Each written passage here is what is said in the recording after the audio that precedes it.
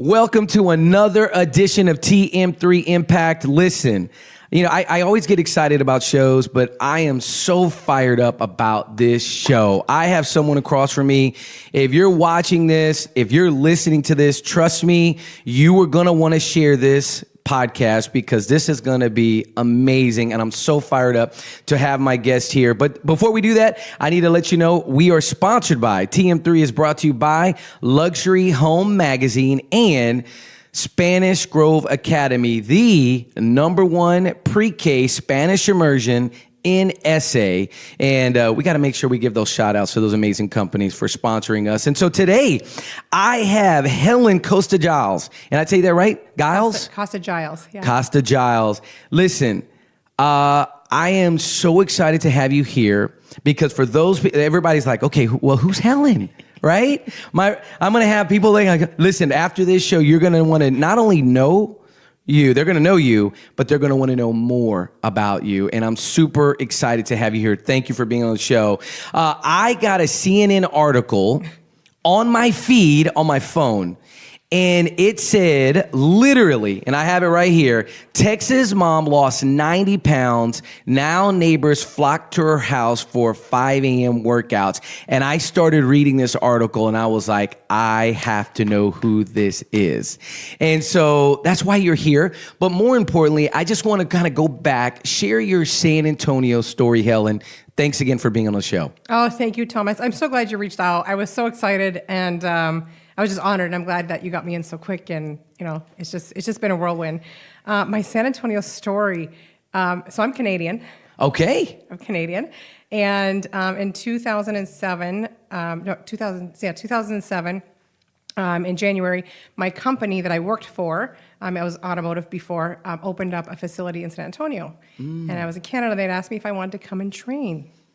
So in January 2007, I came up to train the office.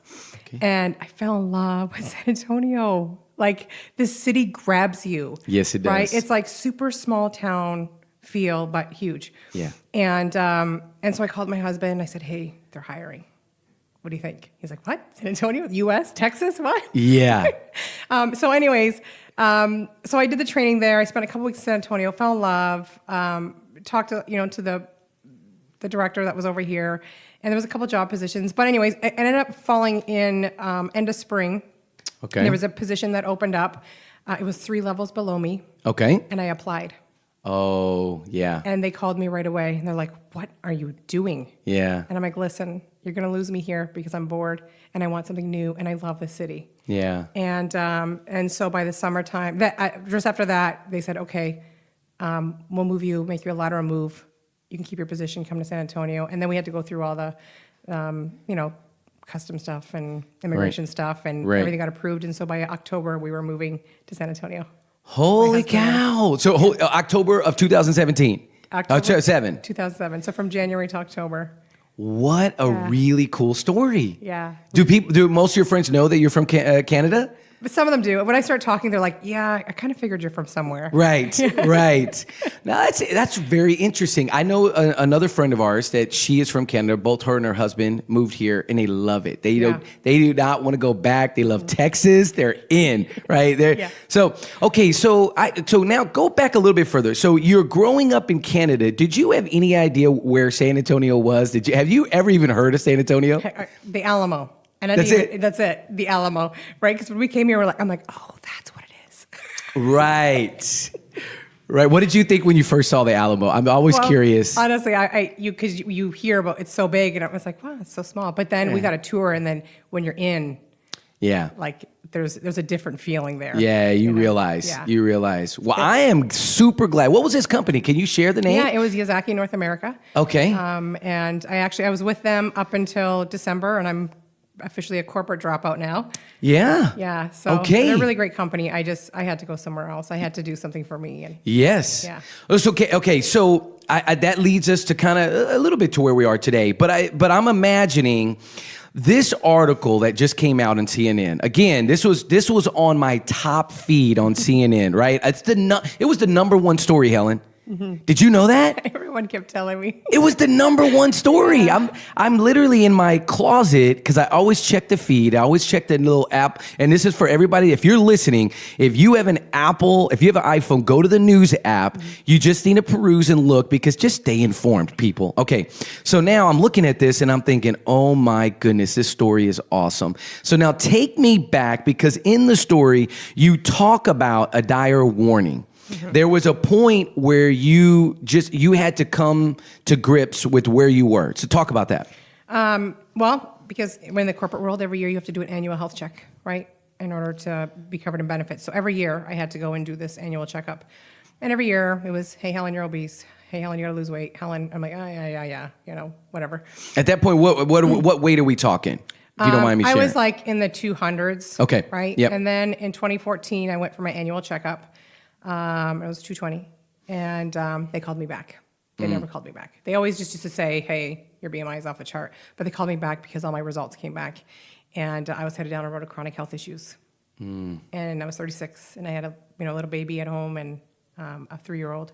And so that just, like, broke me apart. Right. And I had asked, and the doctor was like, he's explaining, because I didn't know any of these numbers meant, right? Yeah. And so he was explaining it to me, and I was like, of course, yeah, I get it. My mom, my dad, my grandfather, they all have this, right? This is hereditary, right? Of course I have it. And it was so funny. It was like a kick in the stomach. He's like, honey, these are not hereditary diseases. He's like, you inherited bad eating habits. Fix it. And it was like he took his leg and just right in the gut, right? And I'm like, and all I kept thinking about was my pantry, my freezer, and I'm like, and then my kids. And I'm like, here I am at 36, chronic health issues. If I don't change, my kids, what are they gonna look like when they're 13? And that was just like my drive home. I had so much like rage with myself and what I've done to myself and what I'm going to do to my kids. That was it. I came home and I slammed the results on my kitchen counter to my husband. I said, we are done. No more yo-yo dieting, no more quick fixes, no more junk, no more pills to lose weight. We are finding a way to do this. Yeah.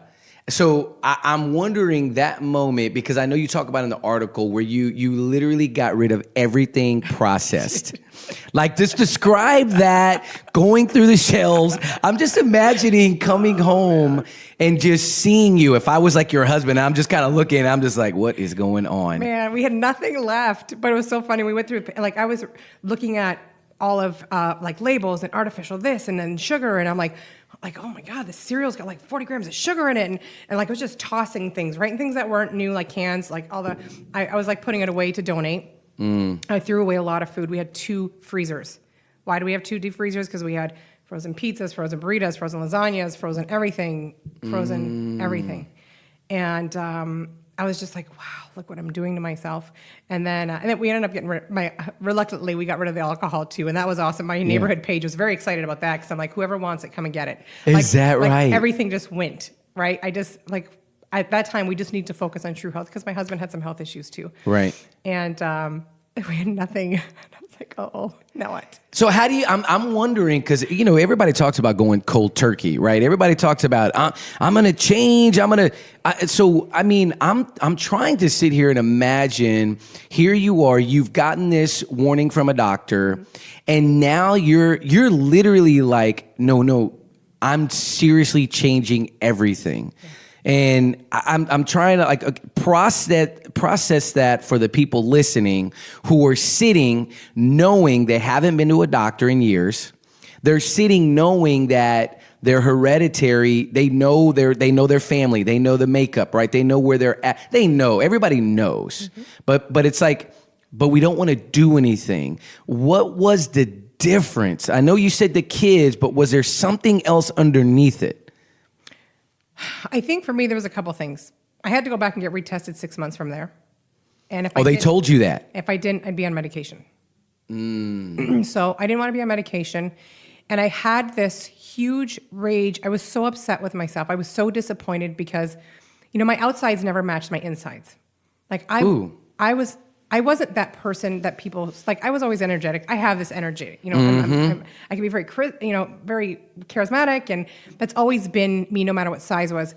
But there was something inside of me that was dying, and it just took that moment to say, "Wake up, Helen.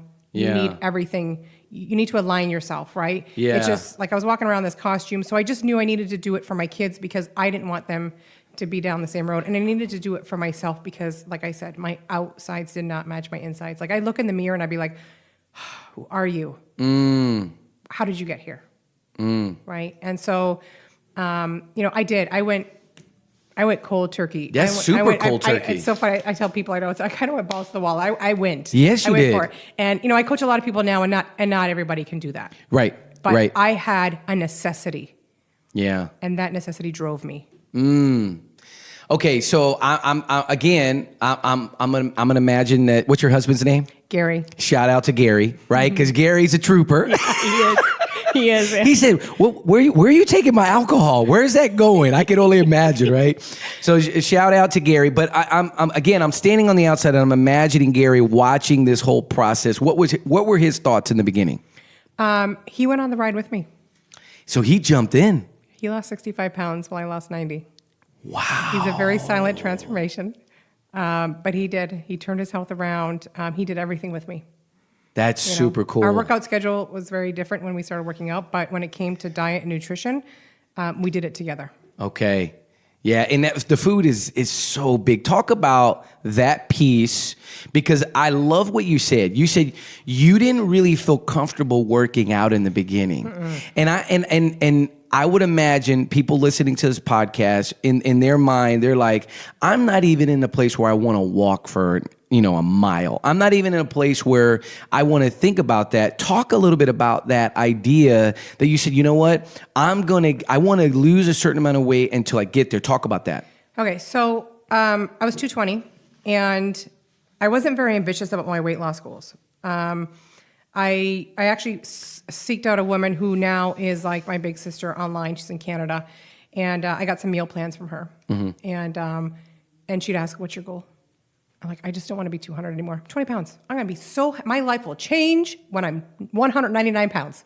That was like, because there was no way I was gonna say 90, 100 pounds.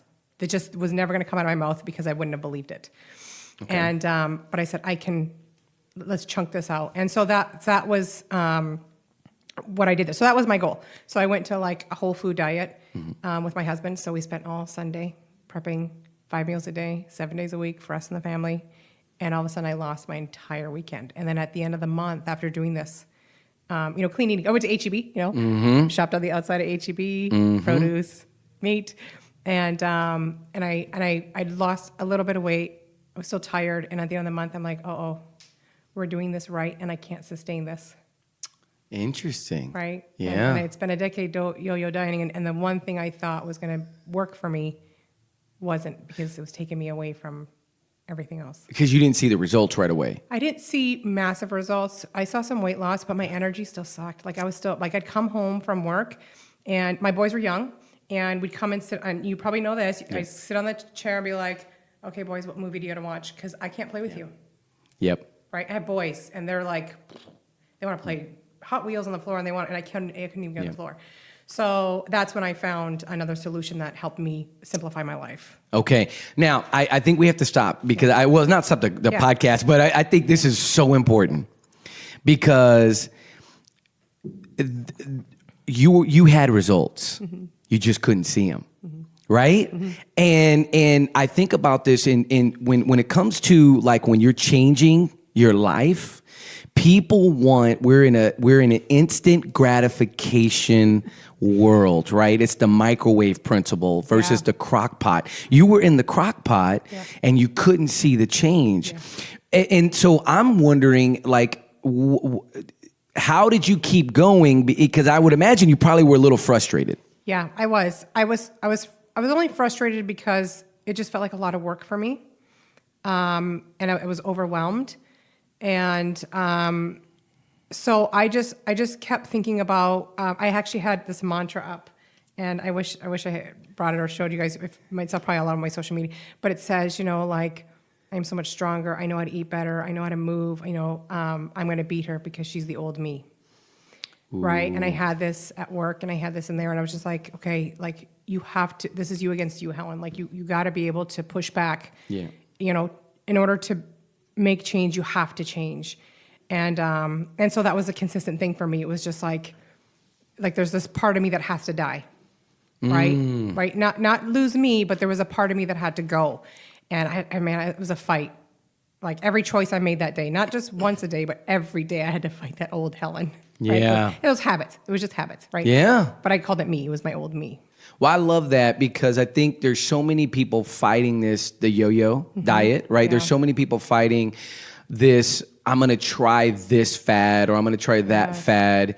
But I think, and I love just when I saw your story, I was like, listen, there's so many people that need to hear your story because it's a story of you have to work. Yes. Right? It's a lot of work. It's a lot of work. So talk about your food prep. Because I would imagine, do you still do this on that level or you've now dialed it into where maybe it doesn't take as much time as it used to? Well, we have a different type. Like I'm not meal prepping 5 meals a day now. We do prep 3 meals a day because we actually have meal replacements on the other 2. Okay. So we have meal replacements that we do because I'll tell you, flipping 14 omelets on a Sunday is like takes you forever.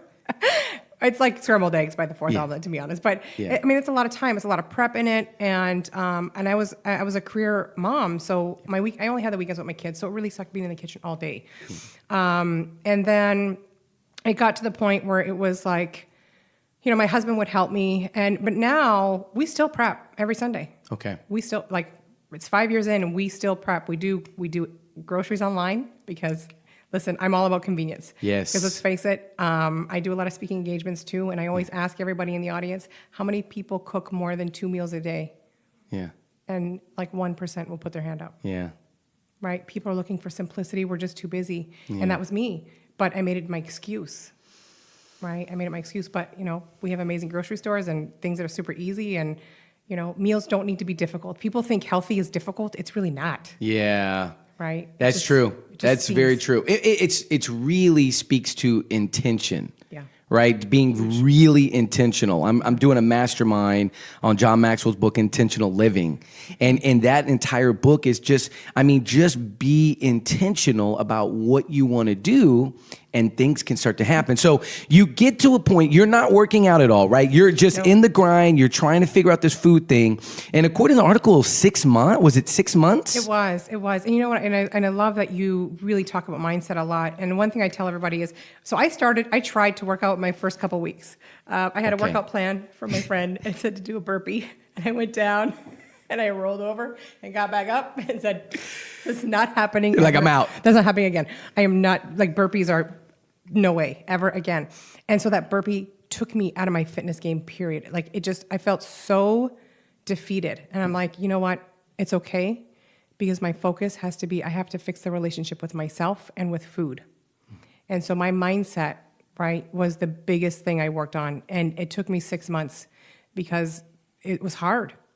It was really hard. I had to learn how to be social and still be in this journey. I had to learn how to, be busy and still be in this journey. I had to learn how to be a mom and be in this journey. I had to learn how to be a corporate woman in this journey. I had to learn all of that. And it took a long time. Yeah. Right? A lot of frustration and patience. But, eventually, just like every habit, it just becomes second nature. You figure it out. And again, I thank you for sharing your burpee story. Right? Because I'm sure there are people that are listening right now. They're like, okay, what's a burpee? Right? They may not know, or they really know, and they're like, I can't. She couldn't do a burpee, right? Like that.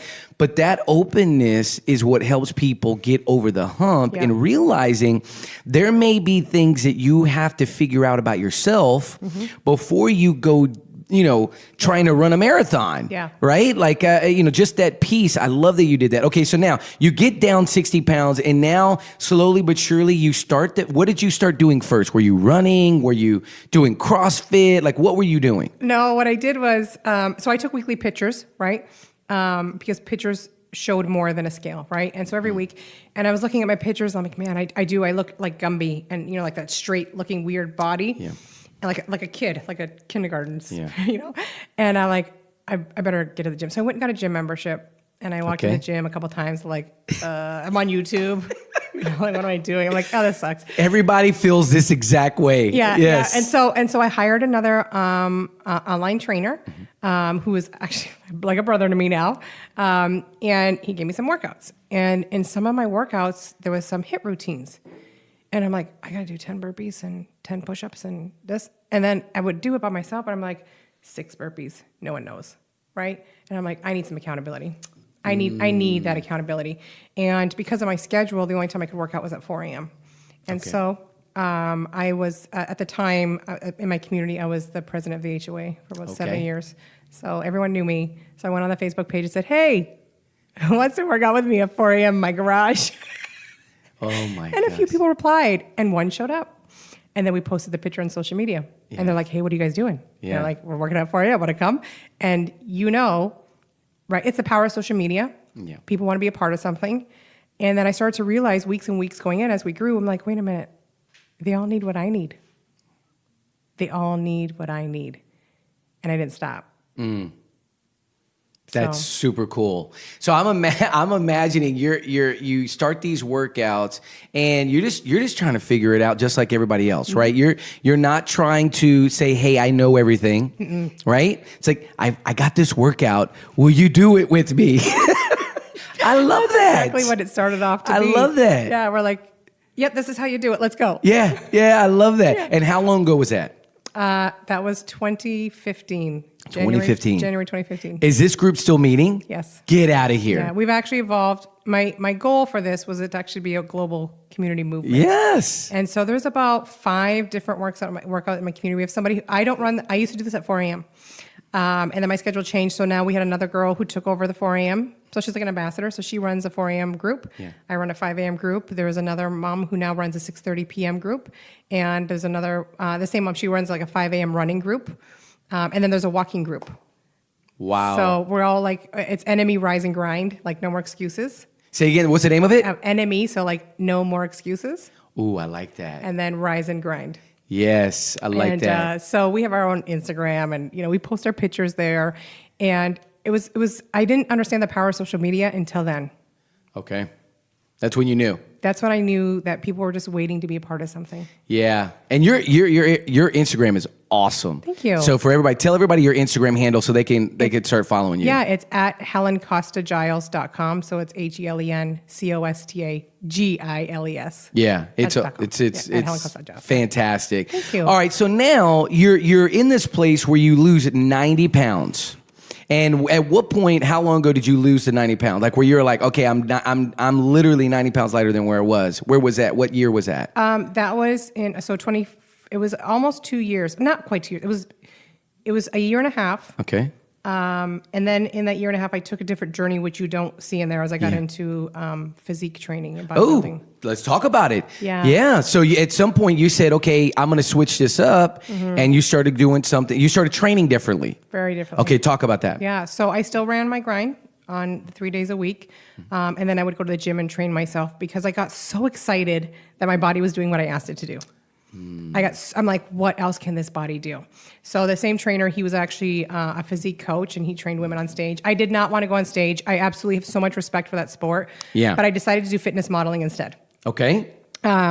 Because it was just my journey, right? And so we did. We trained all the way up to it. I don't show it very much because I started to get worried about the social media aspect of it. And my target market is to help people like me. Right. And when people saw my abs and they saw me at like, 10, 12% body fat, then all of a sudden it became unrealistic for them.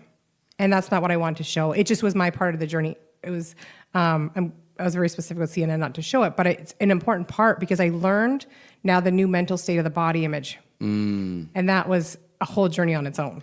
Wow. Okay. So you literally transform your body. I mean, transform it from where you were in 2014, right? Yep. To where you're getting this, the doctor's basically saying, okay, listen, you're going to have to come back and we're going to take some medicine. And now we're 2 years later and you literally see your body transform. Yeah. Yeah. Now, I love what you said. What else can this body do? Take me mentally down that idea. I think I just kept getting excited, right? I all of a sudden, I had a lot of pride in myself.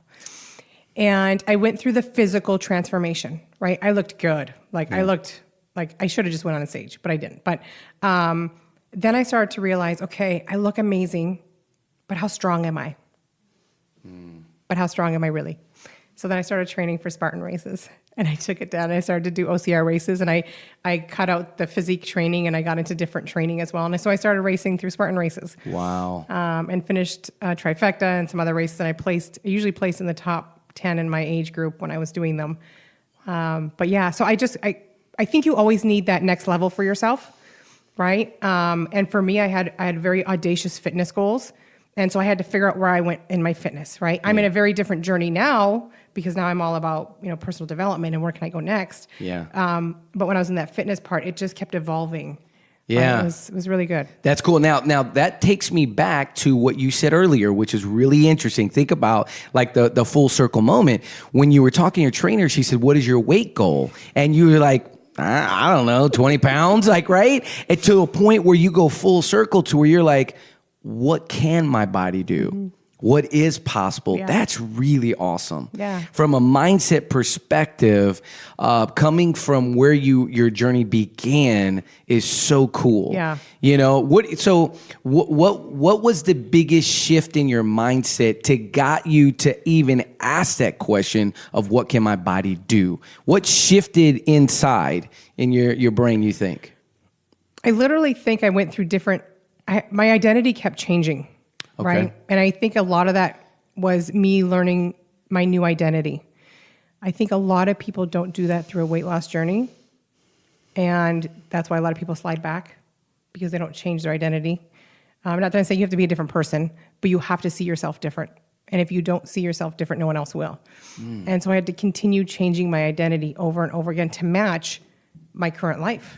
Yeah. Right. And, once I realized that's what I needed to do, it started to evolve. And then this new Helen, we always say Helen 2.0, Helen 3.0, Helen 4.0, right? Yeah. This new Helen kept thinking bigger and bigger and bigger. Now this Helen right now is currently limitless. There's nothing. Right. You can't tell me anything that I can't do now because it's just like, watch me.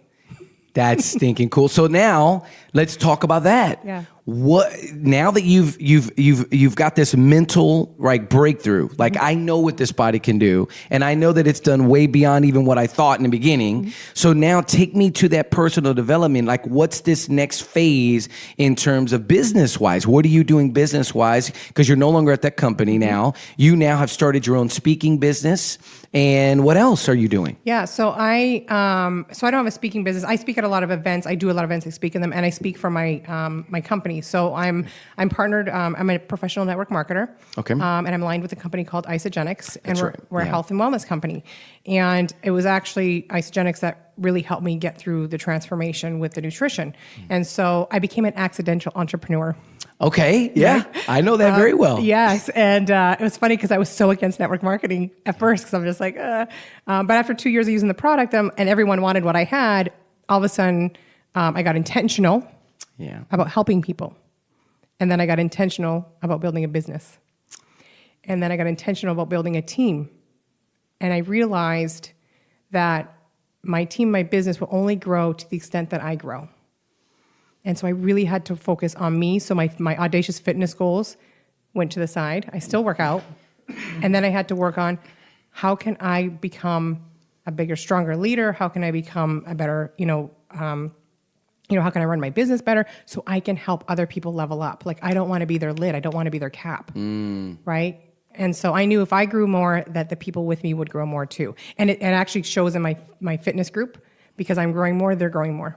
And so I know every time I take that extra step, I can help other people get there with me. That's so cool. And then in 2017, you won a big award. Talk about that with Isogenics. Yes, and the 2017 Grand Prize winner. So they have this 16-week challenge called the IsoBody Challenge. It's free for all customers.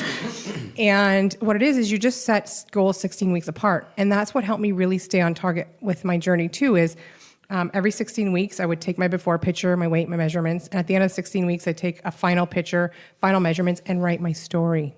What happened to me in 16 weeks. I'm really good at sharing my story. And I got very vulnerable because it's important because I understand, like you said, to share the difficult part because that's where most people are right now. And so you have like, they award everybody who does the challenge, right, who've completed it, but then they go into a judging period and you can get honorable mention. You can become a finalist or grand prize winner. And I hit honorable mention in 2016. 2017 I was a finalist. And then 2017 in August, we all went to Vegas. We're in front of 35,000 people. And out of 35,000 people who were judging, I was the top story. And so I won $25,000, free trips. They took my husband and I to Costa Rica for like the best vacation ever. And it's just been amazing. So I traveled with them for a year and spoke at a lot of conventions. Yeah. And now I do things here locally in San Antonio, and sometimes I'll travel out of state, but I'm really focusing on San Antonio right now. It's where my heart is because I can see the potential here, and we need it. We need more people doing it. So it was really cool. It's just, I think at that point, it was really cool because my kids watched me win. My kids were in the audience. And now my kids think that they can do anything. Which is cool. You know? Yeah. It's really, I can't even explain what it did for them mentally. Yeah. Just to watch me. I don't preach anything to them. I don't talk diet with them. We don't talk about fat, skinny, nothing. They just watch. Yeah. And that is so much more powerful. Yeah. Be the walking billboard that you Yes. want, right? Like Yes. be the walking billboard. So I'm imagining, so you win this award, and I mean that probably had to be like the beginning of this, the entrepreneurial part. Was that kind of like that piqued your idea of maybe I can make this a business? It started before that. It started Okay. before that, definitely. It started before that, but it was like a hobby. Ah, yes. I was just playing with it, right? I knew the potential, right? Like I could build a legacy business, but I'm like, man, you work full time, you do this, you know. But it was after I won. I had spent a year in my corporate job. I was in account sales, and I worked with Tesla very closely. And I had to travel a lot to Palo Alto, and I had to travel out to El Paso. So I was either traveling with Isogenics or my corporate job, and so I didn't get to see my family. So from 2017 to 2018. I saw my family maybe once or twice a week. And I started to realize you have this opportunity for this business that you don't have to travel. You get to pick and choose your travel, and you get to take your kids with you, or you could stay at your corporate job. And so it was that moment where I was like, my family needs me here because they're very young. And I said, I have this amazing opportunity here. And so I made the decision to leave December 14th, 2018. I know that was not easy. It's huge. Yeah. I was with them for 15 years.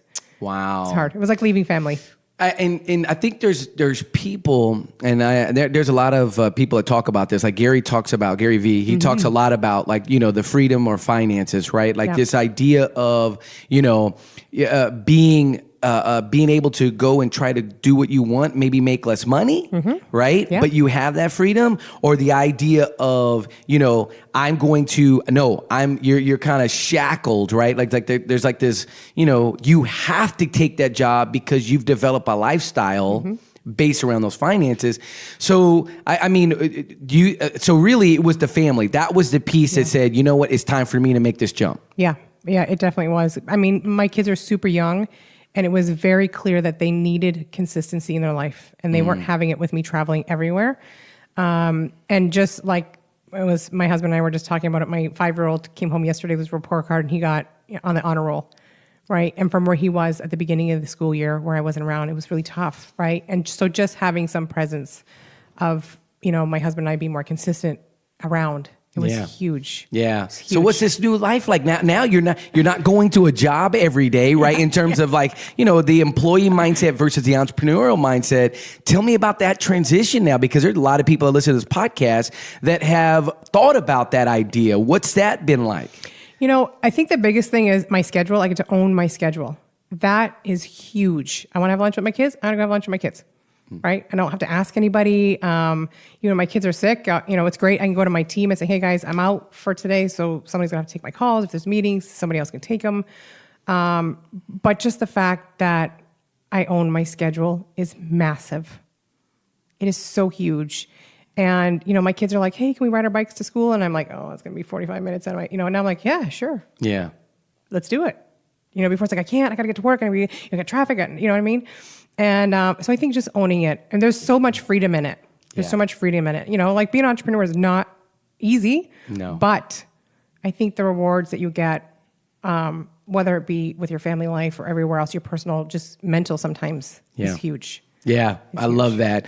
Okay, excuse me, for timing's sake, I know you have a hard stop, but I want to end with this because I number one, I want to say this for people that are listening is that, listen, there are people in front of us that are around us that maybe you don't see. People like yourself, like Helen, that they've gone down the journey. They fought the mental demons. They fought the food demons. They fought the I don't ever want to do a burpee again demon, right? Like they fought these demons, but they've come through on the other side. And I'm so honored to meet you and to hear your story and you to be vulnerable, and just because sometimes people can get to that level and then they almost make it like, well, you can do this too, just go do it. Yeah. But they don't want to share the struggle. I think that's so important, is you got to share. It's not easy, but you can do it too. Yeah. Right? Like speak to that just a little bit for people that are listening that may be going through that, just the struggle piece. Yeah, I think your struggle is your story, right? It has to be, because without it, I wouldn't have been here. Like I briefly talked about Sienna, like my before picture, I hated it. I'd cry when I saw it, right? Like it was just the worst thing ever. I got really mad at my husband, like, why didn't you tell me my back looked like that? I'm like, seriously, dude? Like, yeah, oh man, it's bad looking out. Right? I was just like, but now I look at it and I almost cry, because it's like that woman in that picture made the best decision of her life. And you have to remember, like, who you are now is not who you're going to be tomorrow or the next day, right? But I see that one photo, I made the best decision of my life, and someone just needs to make one decision. Yeah. And then from there, continue to make the decisions. And I always say that every decision you make, you can either choose to be proud of yourself or disappointed. Every decision. So true. Right? Am I going to work out? Yes or no? Am I going to eat this? Yes or no? Right? Whatever it is. Yeah. So I think it's just a matter of just making the decision and really finding that necessity for you. I love it. Last question. Are you ready? Yeah. So Tim Ferriss, you familiar with Tim Ferriss? 5 Hour Work Week. He wrote this other book called Tools of Titans. I think I've heard of him, yeah. So he has a book. It's basically, it has all these questions that he asks people all over the world, experts in their field, right? And so one of the questions is tell me a book that you give as a gift. What book have you read that you're like, this has meant so much, I need to give this to somebody? Oh man, I do. I do give away the 4-year career because of my network marketing. There's a book about the 4-year career, so I do gift that one a lot. Yes, I'm not familiar with this. Yes. Okay. Yeah, it's very cool. It's just a bunch of little stories. There's one just particular on women. There's one on men and women, just on people who have changed their lives.